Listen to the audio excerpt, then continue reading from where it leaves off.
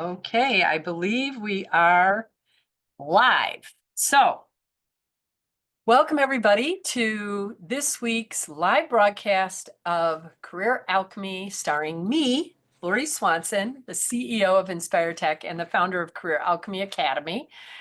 And as usual, I come to you with my musings, my thoughts, and hopefully some inspiration for you and some things that get you thinking a little bit differently. The I think that how I want to start. So the bef- obviously I have stop people pleasing, start prioritizing you, that QR code, and you have to get your phone really close to the QR code, but it does work. So do that now. Um, or go out to my website, inspiretech.com, INSPIHER dot, oh no, INSPIHERTECH.com. And under the resources section, you will find a link to register for this free webinar. But here's what I have to say about that. It's like blah, blah, blah, stop people pleasing. It's everywhere. Everyone's been talking about it. No big deal in some ways, like nothing new, right? It's not fresh. Maybe it's not very captivating to you, but I would say that even though the title might not be super captivating, the information is really captivating. And I thought to myself, you know what? What are the three top ways that women in tech are people pleasing? So I went out and chatted with ChatGPT, and I just asked the question, and it came back with some responses and things that we'll definitely discuss inside of Stop People Pleasing, because we're going to find your persona. So you'll do a kind of a short, fun, research, non-validated, just for fun, kind of Harry Potter style quiz. But we'll find a persona, and it'll give you an idea of maybe how you might be people pleasing even where you don't know it. And you'll get some ways to change that behavior, both directly and even ways that you can do it where no one would even know, right? But in my chatty chat with ChatGPT, one of the things that I thought was super interesting in the top ways that women can people please is what I like to call open access over availability. This is someone who's responding, and I can tell you, I can be, uh, you know, I can do this. Responding 24/7 to emails or Slack messages, maybe skipping lunch to help someone else out, or uh, not limiting interruptions so people can interrupt you at any time.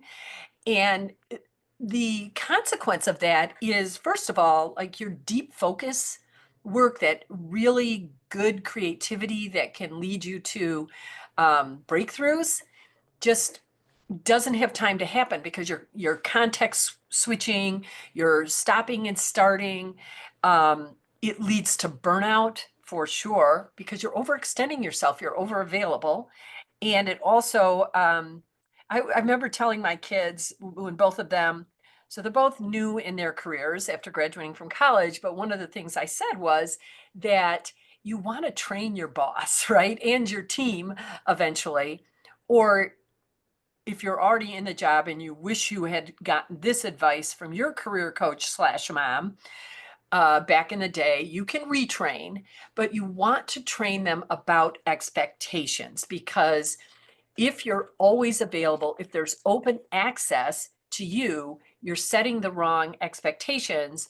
And so if you can train them, through these simple boundaries, like, I'm going to give you a whole bunch of sentences that you can use when your boundaries get crossed, when you notice that you're people pleasing, but you can train, like, let's say they're interrupting, you can say, I recognize that's important. Let me finish this task.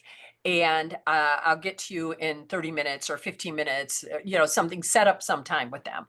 But even saying it, even if it's 5 minutes, it's you setting the boundary, which builds um, your power. And that's what really this free session next Tuesday, the 28th, I think it's the 28th, or is it the 29th? I think it's the 29th of April, 3:30 free session with a limited recording. So sign up, and if you can't attend, you can watch a recording. But I hope that even though it's a little bit of a lame title, sometimes my creativity, probably I overextended myself and made myself over available and didn't give myself the deep creative time I needed to come up with a much better title. But even though it's a lame title, it is not a lame webinar. So you want to come. You want to come. So I just wanted to talk about that. I also wanted to say that today, what I love about this time of year is there's twice a year, maybe 3 times, but for certain for me, twice a year where I love to go out and do some shopping because all of right now, all the winter stuff is on sale. And so you can get really deep discounts on some items that maybe you won't even wear till next winter, which also is double bonus, right? Because you buy it now, but the weather is, you're not going to wear a really heavy sweater right now. But you got it at 65% off plus that $20 coupon, so that feels great. Put it in your closet, and then come next winter, you're like, ta-da, brand new outfit for me. No one has seen this. So I love end of season shopping. This shirt right here that I'm wearing today came from an end of season shop. And double bonus for me is that it matches. I was like, I saw it on the shelf and I thought to myself, first of all, I love navy blue. You can see it in all of my branding. It's midnight blue is what I call it. It's one of my all-time favorite colors. And when the outfit I'm buying, the shirt I'm buying, goes well with the Career Alchemist necklace, for those who join Career Alchemy, as long as these are the founding member necklaces. So the first 50 members get this one. And then I've already decided there will be another Alchemy necklace coming, maybe a different shape, maybe for certain a different color at some point. But we're getting down on these, and I am certain that you will, at a sale, the end of the season sale, you'll be able to find something where you're pulling it off the rack and you're like, oh my gosh, $9.99 for this beautifully designed shirt. And look, it matches my Career Alchemy necklace. So those are the two things I was thinking about today. The end of season sales. So right now it's happening. Go out there, take advantage of it. If you need a few shirts, I just felt like I needed some shirts for the Zoom calls because I do so many more now than I used to, and they're recorded. And so I decided I wanted a few more different. I wanted to change it up for y'all, so it didn't always look like, is that same shirt Lori's wearing again? Yes, it is. Yes, it is. So, and I also wanted to encourage you to join Stop People Pleasing, Start Prioritizing You. Lame title, but totally amazing webinar next Tuesday. And now to today's discussion, which, as usual, is based off of one of my blogs. And the title was, "This is a story of a differently ambitious woman in tech," and how the weekend version of her was looking a little bit different than her work version. And when we talk about being differently ambitious, and I'm going to talk about that more and more and more because that really is who I work with. If you resonate with that term, if you've ever said to yourself, climbing the ladder and doing all of these things in order to get, more money, more title, more accolades is tiring. It's maybe it was fun in the beginning, but now it just isn't all that anymore. And that's what happened to me too.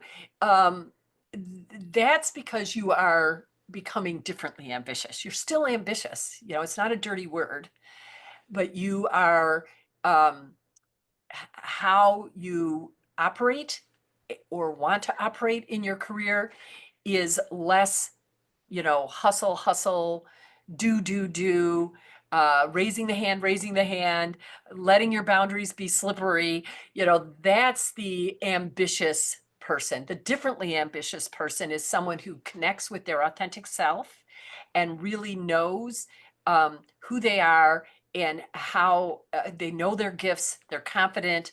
Uh, they speak up and speak clearly. They aren't they have really are boundary setting gurus, all of those things. Um, but in today's discussion, I wanted to kind of shine a light on how you might be noticing that you are being inauthentic a little bit, and that is counter to fueling your differently ambitious self. So it all kind of ties in together.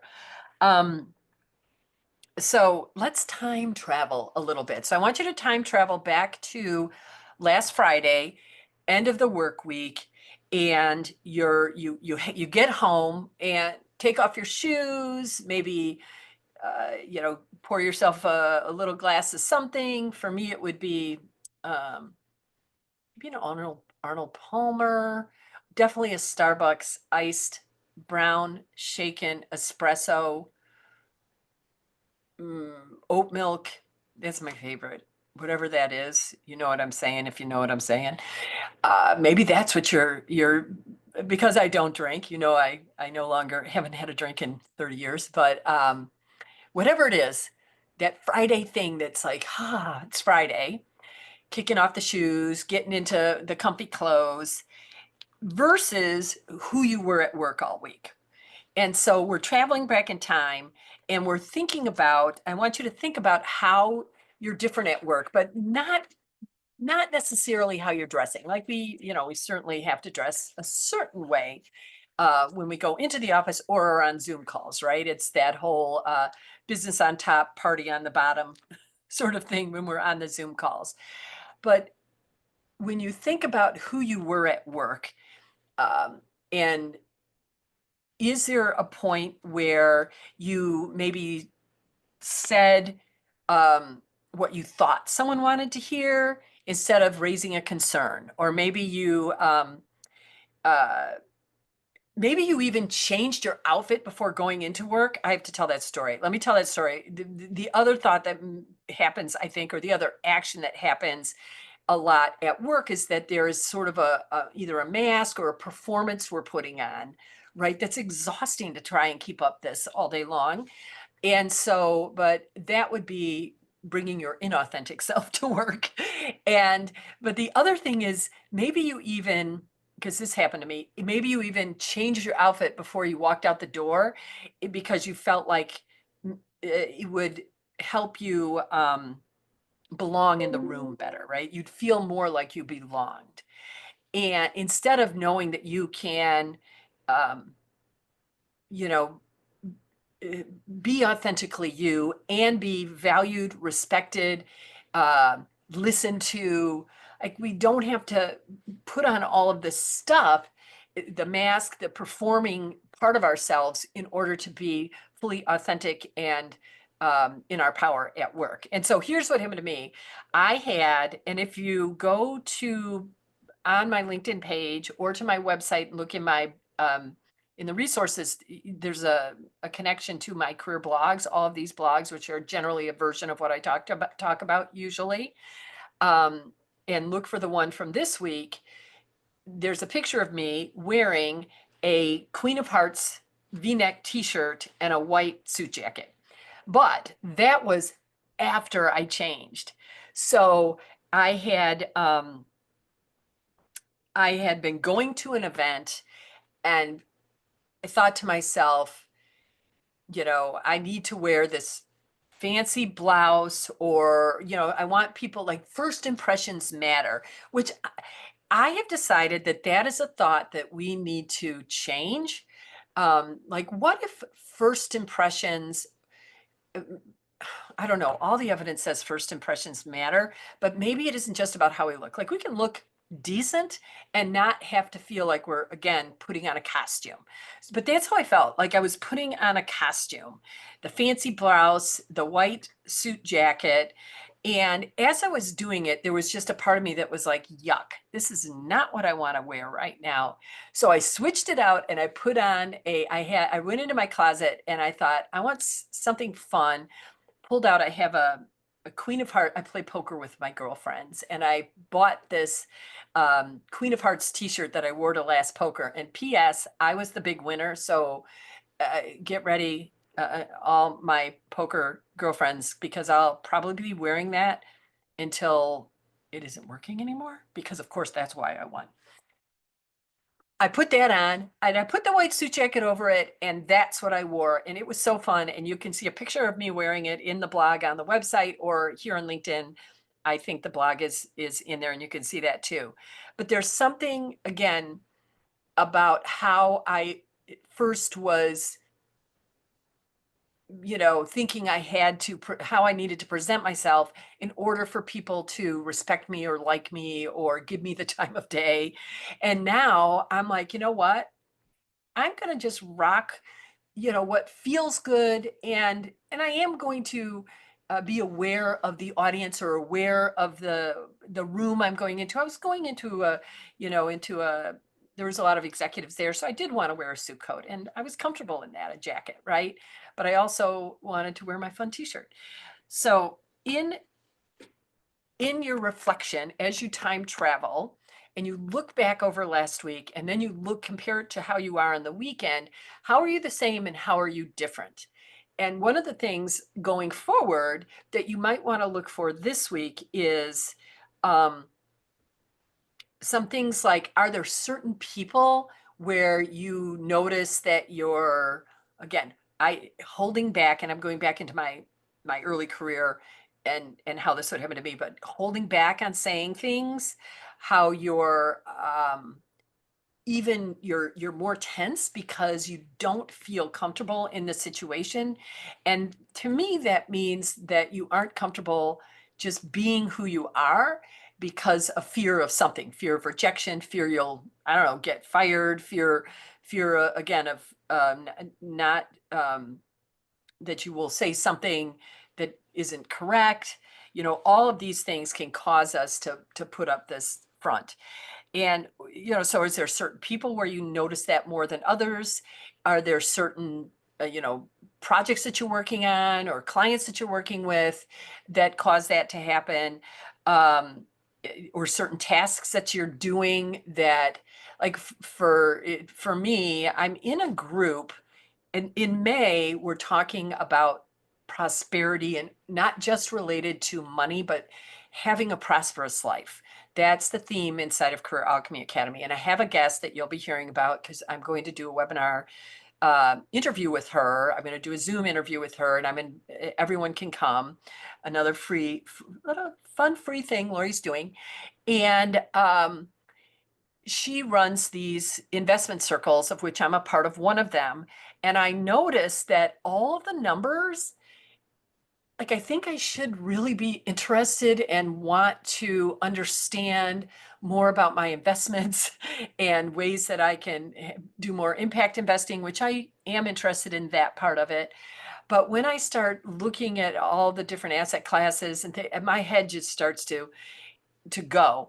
And they asked me to comment on something on the video. It's not a video, but in the class last night.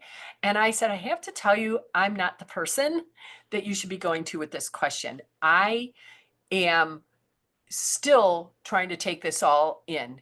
And I really don't have any good wisdom or knowledge to impart.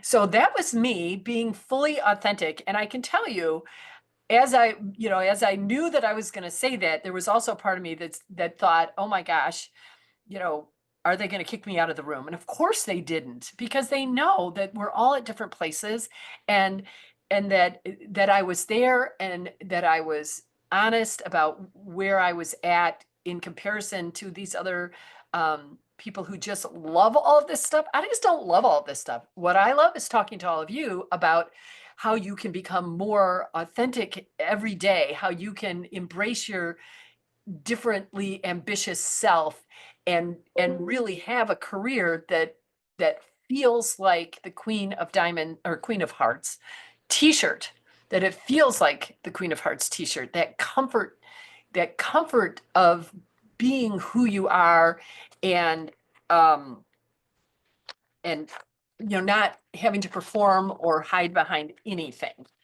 because the more you bring your authentic self to every moment, the better, the more peaceful, the more fun every moment feels.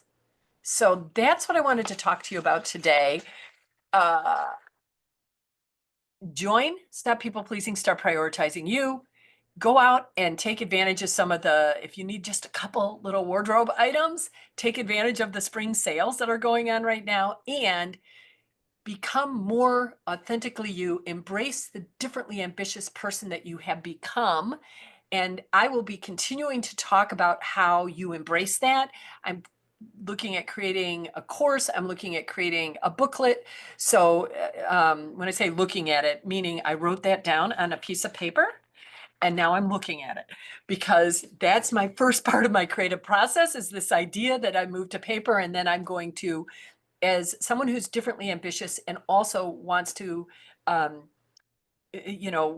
when you're differently ambitious, you lead from the inside out. You listen to that inner voice that then will guide you to the next step. And right now, I'm listening for how to continue to, um,